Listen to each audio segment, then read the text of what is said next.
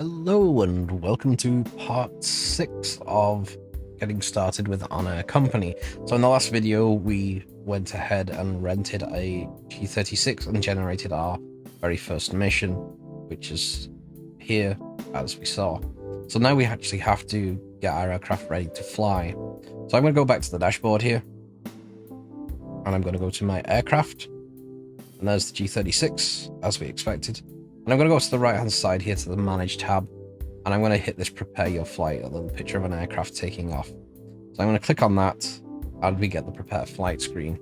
So we have several sections split here, so let's go through them. On the left hand side, this is payloads. So right now I have no passengers and no cargo loaded, but I can see that here I have at this airport 3 passengers. So it's here 3 out of 3. They want eco seats and they want to go to EGCC, which is 76 miles away at a heading of 77 degrees. So if I was to tick the little box here, that would tell OnAir that I want them to be loaded onto the plane. I can also tick the all box. If there's multiple things, you can carry as many payloads as you can fit on the aircraft, basically. So if you have a lot of small jobs that you want to squash onto a bigger plane, you can do that. But I'm just going to load these 3 passengers, and it says here in summary, 3 passengers, £570. This little icon here is telling me that it has to be flown by a human in a simulator. So it's a little picture of a joystick, flight stick. Some people think it's a chess piece or a person, a silhouette of a person, but it is supposed to be a joystick. So that's that. Next, I have fuel. So here I'm going to choose how much fuel I'm going to load on the plane. Now it started with 16.44 gallons on board, and I could see that that would get us 159 miles, but with the 30-minute required reserve, that's only going to get me about 71 miles. So I'm going to just increase my fuel a bit. I can do it by increasing the number of gallons, the amount of pounds, or the actual overall percentage of the aircraft. So I'm going to bump this to, I say, 30%. And it's going to say, right, you're going to buy 7.56 gallons of extra fuel. If there's multiple sellers, you can choose from this drop down. But I've only got the default FBO here at Careeradd-on a gallon. So I'm buying 7.56 gallons of avgas. That's going to be 31.77 credits. Not exactly a significant number. Obviously a bit more if you've got a bigger aircraft, but this is a small single engine GA aircraft. And that bumps our range to 213 miles or 144 with the reserve. Now we have the weight section. So we can see the zero fuel weight. So that's the weight of the aircraft and its payload and the pilot, but not fuel. It's 3360. Fuel that we're going to have on board is going to be 144 pounds. The crew, i.e. the pilot, is 190 pounds. All pilots, flight attendants, or passengers are treated as 190 pounds and on air. There's no cargo, and there's 570 pounds worth of passengers, so 190 times 3 is 570. We can see that we're using 3 of the 5 available eco seats, no business, no first class, and the total is 3. Nobody's being upgraded. So one of the nice things is that any co-passenger is not going to complain if you give them a free upgrade to business class or first class.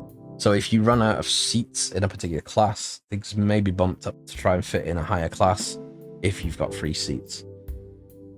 There are none that can't find a seat.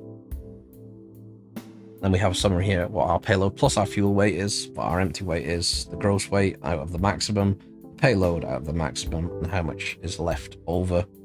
So we can see that these numbers are all within spec. They'll turn red if something's going over to give us a highlight.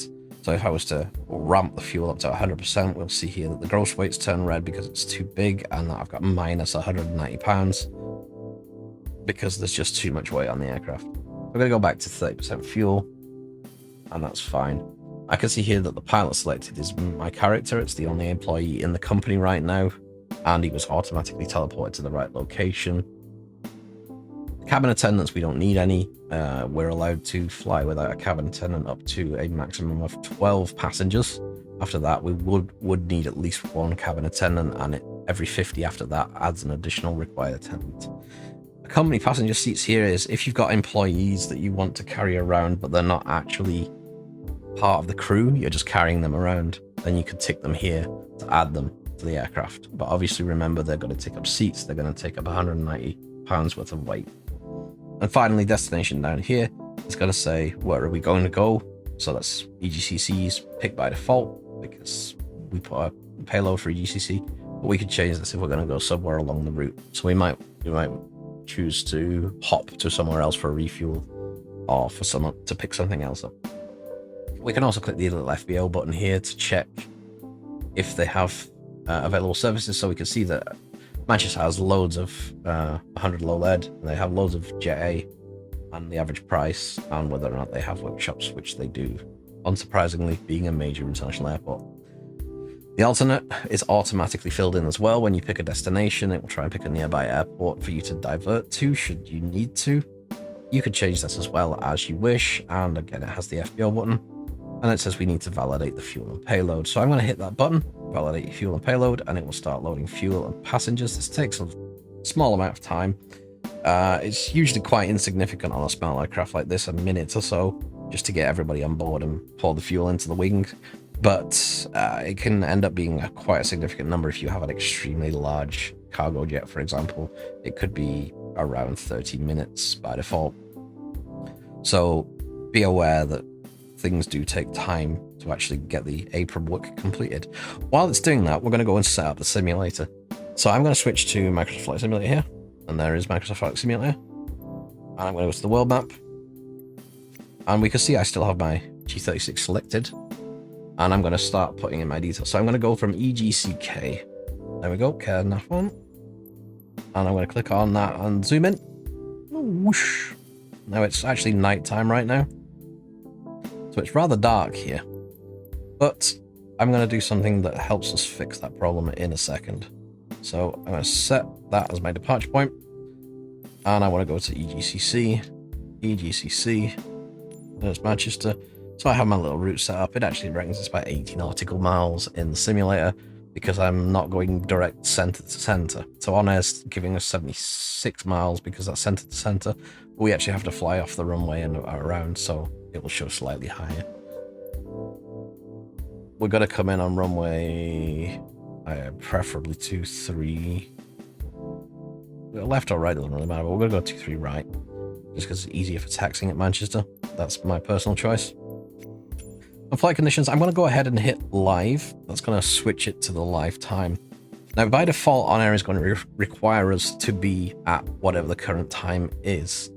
But before we click flight now, there's a little offset option. So if I switch back to OnAir, a little flight UTC offset just next to the fly now button that's appeared now that the validation is completed.